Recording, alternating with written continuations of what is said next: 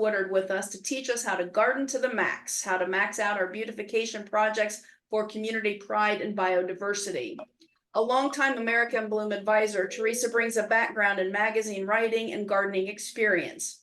During her 16-year writing career, she has written and produced garden content for regional and national publications, including Better Homes and Gardens and Country Gardens, and currently serves as a contributing garden editor at Midwest Living magazine and as a content creator for digital garden media.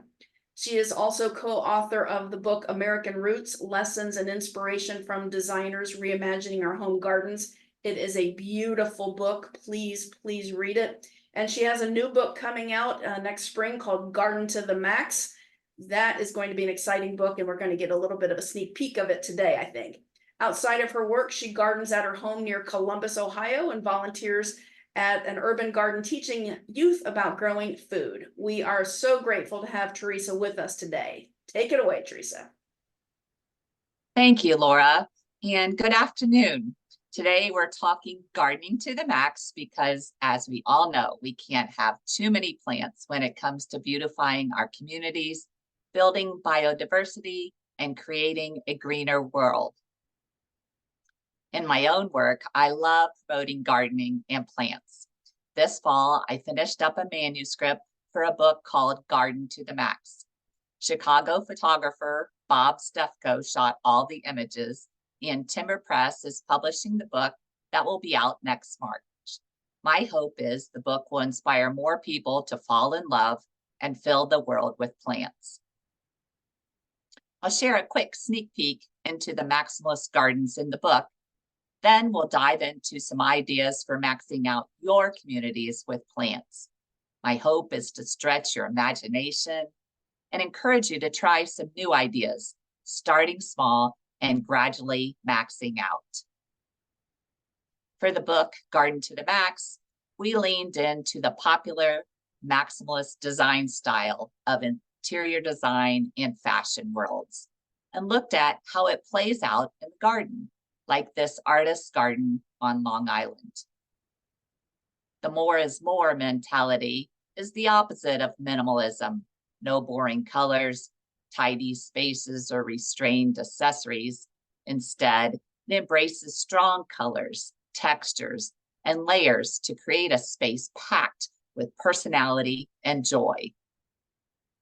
One Palm Beach gardener delights in creating a dramatic jungle-like garden for hosting gatherings with friends. Another Wisconsin gardener who once climbed Mount Kilimanjaro now gets a thrill out of collecting and growing tiny mosses. A former photographer turned garden designer lives out loud with multiple themed garden rooms on her hillside garden in Portland. Imagine the workout she gets climbing up and down these steps every day to tend her garden. And another passionate plant-loving couple from Central Ohio collect plants, the funkier the better, for the thrill of the treasure hunt.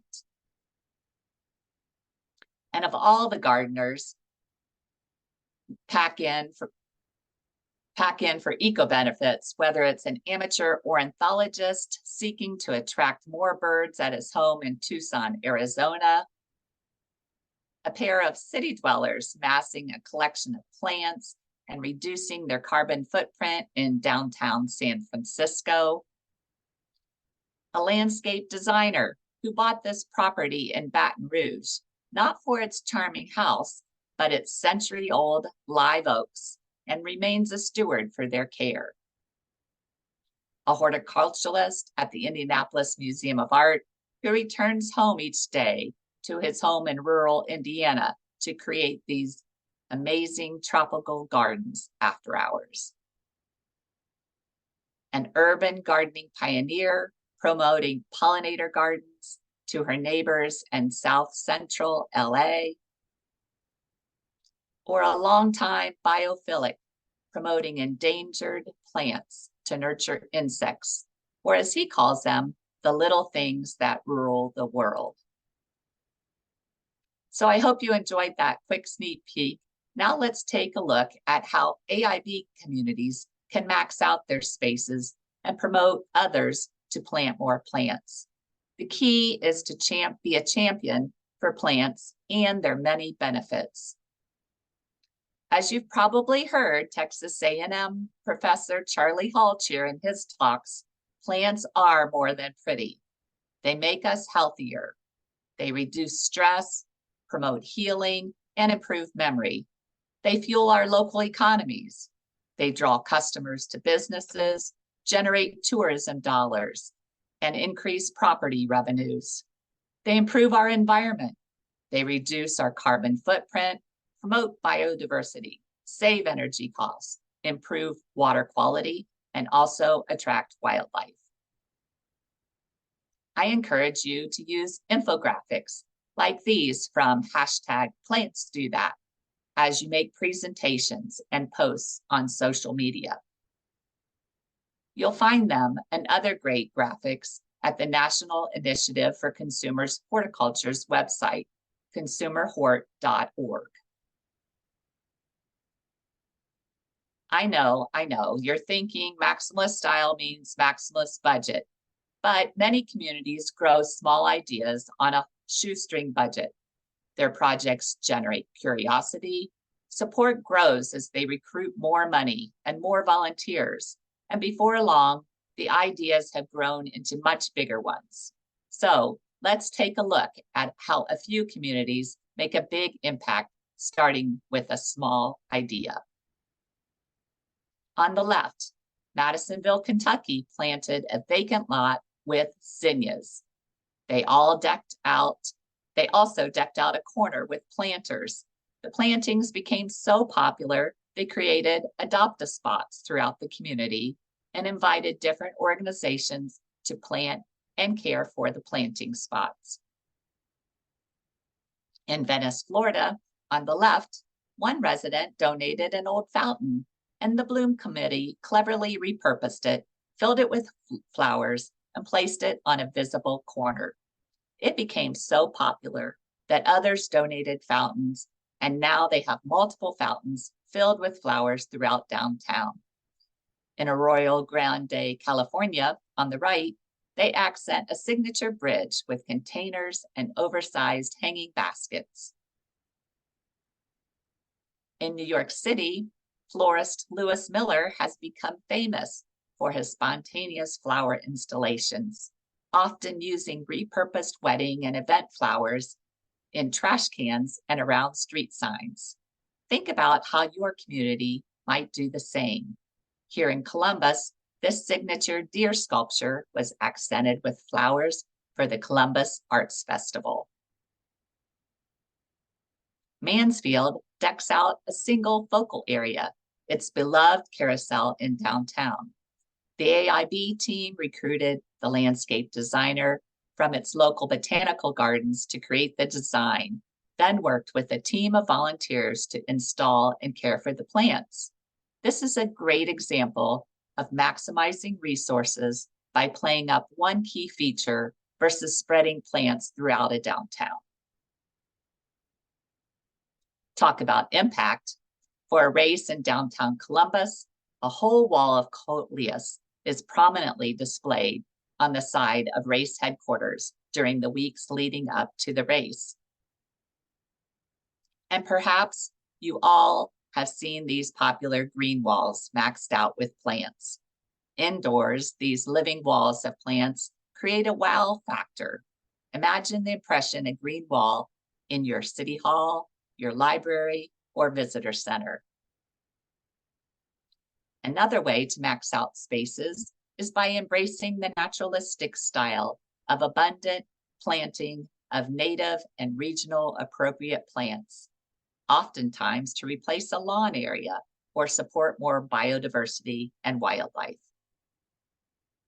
Two of the most influential naturalistic public gardens are designed by Dutch plantsman Piet Oudolf. The High Line on the left was built on a former railroad in New York City, and the Lurie Garden in Millennium Park is part of a bridge park over a rail yard in Chicago. If you haven't already, I encourage you to visit both and take along other team members. I promise you will walk away inspired. One of the latest Oudolf gardens is Udolph Garden Detroit, a successful collaboration between a dedicated team of volunteers, Garden Club of Detroit, Belle Island Conservancy, and the City of Detroit. In Calabasas, live oaks rule, and the city stewards the care of these California natives. The community even hosts photo contests to celebrate them and builds parks and walkways where they take center stage. At the governor's residence in Columbus, Ohio, native plants are used to max out this raised bed. I love how the formal stone wall provides structure and contains the wildness of the planting while honoring the state's natural beauty. Back in Mansfield, Austin Eichschied, a Chicago designer and protege of Pete Udolph, created this naturalistic entry garden at Kingwood Botanical Garden. Now 3 years old, it replaced a retired, much higher maintenance perennial garden. Gravel gardens, another style of naturalistic gardens, are gaining popularity for their aesthetics, weed control, and water savings. The technique uses a 5-inch layer of gravel, then plants drought-tolerant prairie-style plants deep in the gravel where it sends down roots. The gardens are great for health strips, traffic circles like this one on the right. To learn more, check out expert Jeff Epping's website at jeffepping.com. I too have experimented with a stylized meadow at my own home near Columbus, Ohio. The key for building acceptance with these naturalistic gardens is to add a lot of seasonal color and other cues for care, like a mowed edge and garden art, including this fun deer sculpture we call Bruce, and enjoy decorating for the neighbors. When it comes to downtown displays and community gateways, the bolder the color, the better to generate curb appeal and even slow traffic. For many years, bubblegum pink was the go-to color for AIB communities. Gallipolis, Ohio, on the left, annually plants its downtown pink with 80 hanging baskets and multiple oversized containers, all planted by a big group of volunteers on the Saturday before Mother's Day. On the right, Clyde, Ohio, also chooses flashy pink for its containers and hanging baskets. My new favorite petunia color is yellow. At Ball Horticulture's open house this summer, I was impressed by the number of new petunia colors like Bee's Knees and Easy Wave Yellow with a cheery yellow color that doesn't fade in the summer sun. They're also developing petunia hybrids, petchoas, a cross between petunias and calibrachoas that hold up well in the heat and continue flowering deeper into the summer. Bold colors can also be added to the garden simply with a can of spray paint, like these wooden trellises and spherical fountains shown here. The trellises, or also called tutors, can be built or even purchased from garden supply. The stacked stone spherical fountains are painted with spray paint, and you can find them at aquascapes. Bulb displays are another colorful way to make an impact in spring. At Franklin Park Conservatory in Columbus, a landscape business underwrites this display. In Cincinnati, a generous patron sponsors the spring display at the zoo. Tropical plants are another way to bring maximalist impact to your plantings. And lucky for us, the industry is offering more tropicals than ever, making them even more affordable and accessible.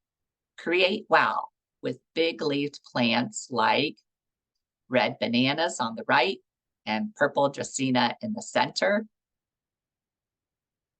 chartreuse pokeberries and burgundy coleus on the left, hardy hibiscus with dinner plate blooms in the middle, and pineapple lilies with their funky flower spikes on the right. Elephant ears in all colors and sizes, purple agapanthus soaring above, canna lilies, and again, hardy hibiscus. They can be planted in containers or landscape beds. In colder climates, these tropicals can be dug and overwintered in heated greenhouses, garages, or warehouses. We've been talking about ornamental plants, but plenty of communities are also maxing out on edible plants, whether it's a community garden in an urban space, a neighborhood, or even atop Chicago's McCormick Center. One of my favorite community gardens is Highland Youth Garden in Columbus, Ohio. Here, school kids help plant, weed, and harvest food as they learn about science, math, reading, and art. Teen interns also gain valuable work experience and exposure to job opportunities in agriculture. Some communities get most creative when they're challenged by limited resources. They're forced to use what they have and come up with ingenious designs. Old whiskey barrels used as containers bring authenticity to this historic district. A repurposed fountain is an ideal container for succulents. In Clyde, Ohio, home to a big Whirlpool factory, cleverly repurposed laundry tubs as planters at this gateway display. If you have a waterway, take inspiration from Disney and try floating islands of flowers. Or if you have old hoses, try repurposing them into a wattle-style fence like this, or a more ambitious piece like this by artist Michelle Stitzline. I love how early on this new community, Alice Beach, was rather bare of landscape, yet hosted a digital graffiti event with plenty of floral designs splashed on the sides of its signature white walls. One great way to be resourceful is by engaging kids. It also fosters future stewards for your community. Look for planting and conservation projects to involve them in. Belpre, Ohio engages Girl Scouts in this clever planting with painted, repurposed tires and fence strips painted by each scout. Sometimes you can stretch plant budgets by dividing existing mature plants, planting them in new areas, or adding them to fill in other areas. The repetition of plants also adds impact and a continuity of color and texture. For example, Madisonville, Kentucky divided and planted pink primroses in the berm along the town's main road. In Holliston, Massachusetts, this AIB community adopted the marigold as its town flower and even named its biggest champion the Marigold Mayor. Volunteers grew the marigolds from seed in greenhouses and planted them throughout the community. Others get super creative in maxing out a stone wall or wooden fence. The vertical space can be a canvas for succulents or potted plants. Next, remember to celebrate. I encourage you to take inventory of what you have and find a way to honor it in a special way. In Greenwood, South Carolina, we saw at the 2023 AIB conference how this community celebrates its 56 incredible topiaries with an annual Festival of Flowers, a 3-day event attracting 25,000 visitors. Holland, Michigan, another longtime AIB community, hosts an annual Tulip Festival that celebrates its Dutch heritage and attracts 600,000 visitors a year. I love the elevated, immersive displays that they've recently added to engage visitors in a big selfie-style way. In other communities, they capitalize on natural events like super blooms to promote hikes and photo contests. I love how many AIB communities maxed out on their eclipse events. I was just in Santa Rosa, California, and loved learning how the city honors a famous horticulturalist, Luther Burbank, that once lived there. 50 years ago, the Jaycees rescued his house and garden, and today the community hosts an annual Rose Parade, Arbor Day celebration to honor Burbank's legacy. I encourage you to take a deep dive into your own community's storied past and look for your own heroes to celebrate. In West Chicago, take inspiration from AIB community that hosted a summer-long butterfly festival. Artists embellished butterfly sculptures, then the Bloom team positioned them in gardens throughout the community. Maybe we can borrow this big idea from London, England, that maxes out its storefronts in celebration of the city's annual Chelsea Flower Show this month. In Lakeside, Ohio, this AIB community hosts an annual garden tour that attracts visitors and builds community pride. Buffalo, New York hosts Garden Walk Buffalo, one of the country's largest garden tours that's grown over 30 years to include more than 300 gardens.